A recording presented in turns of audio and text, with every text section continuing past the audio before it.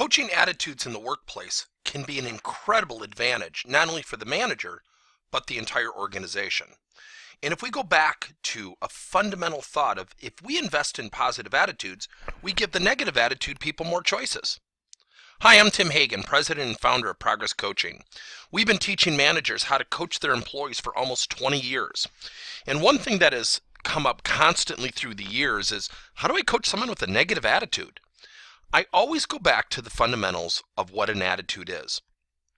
In theory, an attitude is a choice. But there are two sides to that equation. Do we leave attitude to chance? Or do we invest in developing positive attitudes in our workplace? See, every day, I don't think employees get up in the morning and say, honey, I got to get into work to really demonstrate a bad attitude. No, I think what people are saying is, I have an inability to overcome change. I have an inability to overcome challenge. I have an inability to look at things positively. And what they're really saying is, I need help.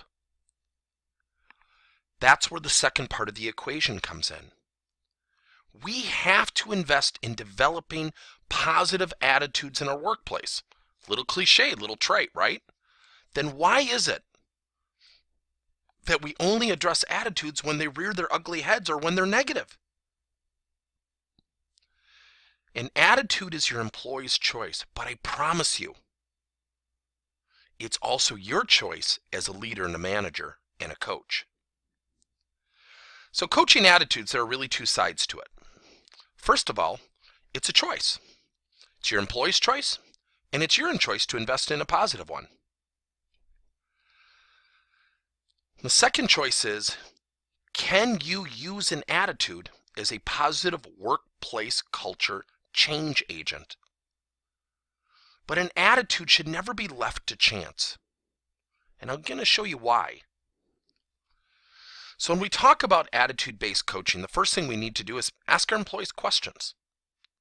How are they feeling? What's inhibiting their performance? What are some struggles they would love some help with? And when we learn things, we have to have a mutual investment. See, an attitude is a choice, but it's our daily opportunity and responsibility to provide those choices. So I'm going to teach you a really cool questioning technique called self-actualized questions. What are you going to do? And then fill in the blank. What are you going to do to successfully fill in the blank? It's a what question plus a success imperative, and it allows the person to actualize towards a positive element. What are you going to do to successfully engage with your teammate? See, when we ask questions and then we learn, we can invest. Then we can facilitate more activities to foster a positive attitude. But let's be honest, we do too much of this. We have a negative attitude person on our team. We call him in and say, Bob, you got to cut it out or else. And if Bob doesn't cut it out, we send him right down to the principal's office. I mean the human resource office.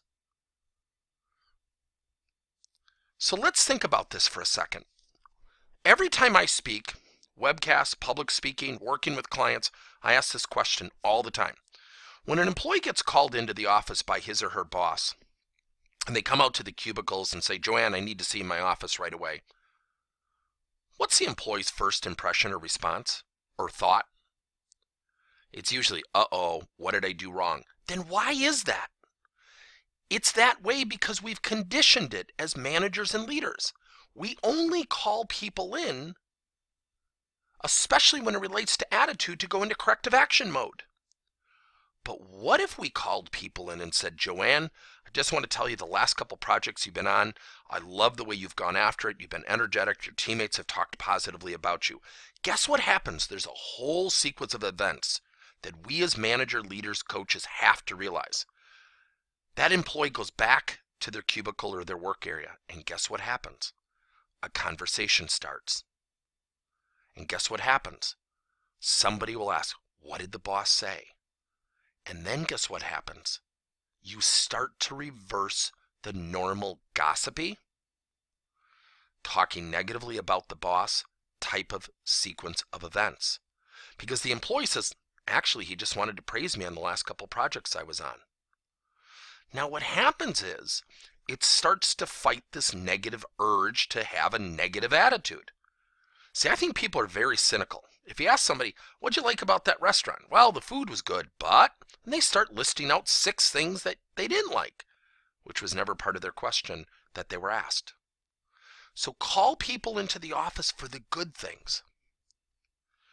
Now, this might seem a little corny and cliche, but send a note home.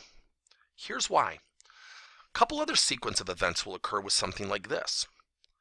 There's going to be a phone bill, an electric bill, and there's going to be some advertisements, and there's going to be this red or powder blue envelope that's hand addressed. And your employee's going to look at all the mail when he or she gets home, and they're going to have a choice. Guess which one they're opening up first. You got it. The personal note that you wrote home praising them for a job well done on a specific project. This is one of the best techniques you can utilize, especially when time is tight, because guess what happens? They're standing next to a family member, their significant other, their spouse, and they're saying, honey, who's that from? Oh, it's from my boss. Guess what happened? You just recruited another coach. Wow, my boss doesn't even say hi to me is usually the response. That's really cool he or she did that. We have a client right now who is a very, very adversarial person when it comes to, I don't think I have time to coach. This guy has adopted these notes, and he's made a practice of it every 2 weeks, and he will swear by it. It's changed his workplace culture. These little things matter, especially when it comes to an attitude. Now, we teach 3 levels of change: effort, progress, and results. One of the most fundamental forks in the road that managers face is how and when to pick their coaching shots carefully. Let me explain why.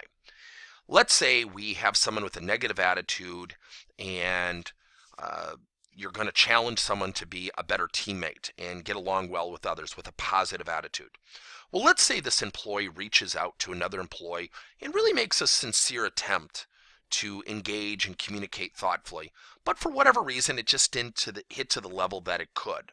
But the person produced a sincere, thoughtful, plausible effort.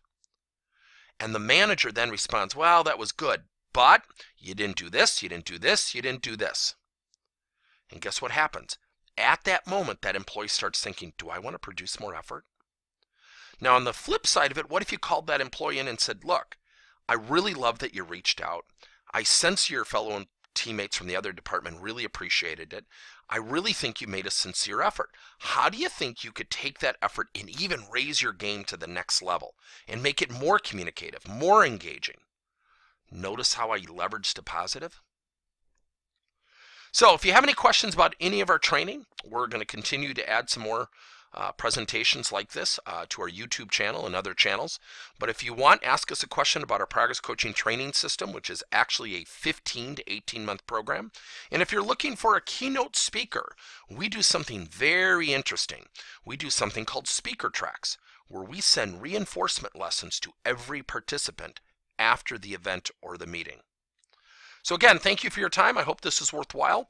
Here are our email addresses, or you can give us a shout. I promise you, we are not an aggressive sales organization, but we'd love to chat with you.